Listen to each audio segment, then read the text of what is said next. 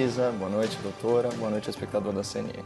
Começamos com você, Caio, suas primeiras considerações, por favor. Claro. Bom, finalmente eu tenho a oportunidade de comentar a indicação do senhor Cássio Nunes para o Supremo Tribunal Federal. Mas eu faço isso ainda consternado pela imagem nauseante, né, do afeto manifestado entre o presidente da República e o ministro petista do STF. No sábado, Jair Bolsonaro e Dias Toffoli foram flagrados aí numa intimidade constrangedora que precedeu uma reunião que sequer constava da agenda oficial de ambos. A pretexto de assistir a uma partida de futebol, o presidente passou horas na casa do ministro, junto com o senhor Davi Alcolumbre, líder do Centrão, interessado em violar a Constituição Federal para permanecer ilegalmente na presidência do Senado. É uma tristeza para o Brasil saber que o tempo livre de lazer do presidente da República é desfrutado em tão má companhia. Sobre o que foi conversado nesse encontro entre camaradas, a gente só pode especular. Mas as câmeras capturaram uma cena chocante, o abraço comprometedor entre Bolsonaro e Toffoli. Seria esse o tal abraço hétero, ao qual sempre se referiu o presidente da República? Me pareceu mais um abraço cúmplice, coroado por aquele sorriso de quem se entende apenas pelo olhar.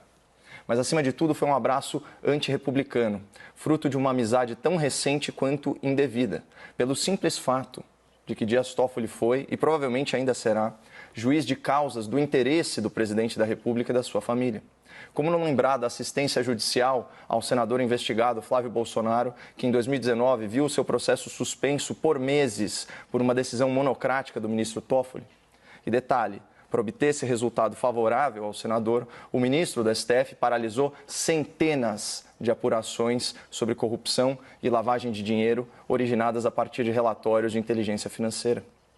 Pessoal, o Poder Judiciário ele tem como uma das suas principais atribuições fiscalizar e julgar os excessos dos demais poderes. Por isso é tão aviltante ver o presidente do Senado e o presidente da República, em pleno final de semana, em trajes informais, confraternizando aos risos na casa de um ministro do STF, que deveria ter o compromisso com a imparcialidade. Aquele abraço carinhoso e indecoroso não é só um abraço de quem quer governar, é um abraço de quem quer ou de quem precisa se associar. Tanto que na sua live semanal, Bolsonaro declarou o seguinte sobre indicados ao STF. Tem que transitar em Brasília, conhecer gente do Supremo, do Parlamento. Essa afirmação simplesmente não procede. Os únicos critérios para ocupar a vaga no Supremo são notável saber jurídico e reputação ilibada. E é preferível que o candidato não conheça ninguém em Brasília. Sabe por quê? Porque 1/3 do Congresso Nacional responde a procedimentos criminais da Justiça. E muitos deles, devido ao foro privilegiado, famigerado foro privilegiado, tramitam no STF. Além disso, a Constituição é clara ao determinar que apenas o presidente da República, que indica o candidato, e o Senado, que sabatina e aprova o indicado, participam da escolha do novo ministro. Sondar a elite do Judiciário Federal para que eles interfiram no processo de nomeação está mais para um conluio do que para uma consulta. Mas foi justamente o encontro semana passada na casa do senhor Gilmar Mendes que sacramentou a indicação do doutor Cássio Nunes ao STF. E vejam que coincidência, Gilmar Mendes é o relator da ação contra Flávio Bolsonaro no STF.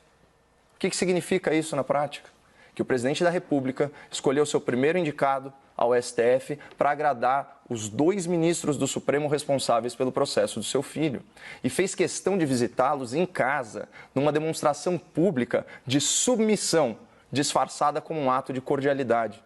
Só que, para azar do Brasil, além de não se declararem suspeitos para julgar processos em que há conflito de interesse, de acumularem contra si pedidos de impeachment no Senado por abuso de poder e de endossarem um inquérito inconstitucional para perseguição de opositores políticos, esses 2 ministros, o Dias Toffoli e o Gilmar Mendes, colecionam decisões e colecionam opiniões a favor da impunidade. Eles são contra a prisão após julgamento de segunda instância, ato contínuo a favor da soltura de criminosos condenados. Ou seja, em matéria de direito penal, aquilo que defendem Dias Toffoli e Gilmar Mendes é o oposto do que deseja a população de bem, que, em última análise, é a grande vítima dos criminosos beneficiados pela atuação dos ministros do Supremo. Então, a julgar por seus apoiadores na esquerda, no Centrão, na advocacia milionária e no STF, Cássio Nunes seguirá essa mesma direção, na contramão da sociedade.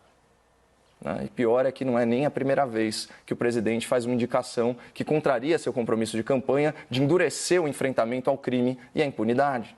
Sob gestão do novo Procurador-Geral da República, nomeado pelo Bolsonaro fora da lista tríplice, o combate à corrupção está sofrendo grandes abalos, com a desarticulação de forças-tarefa e demissões em massa de procuradores indignados.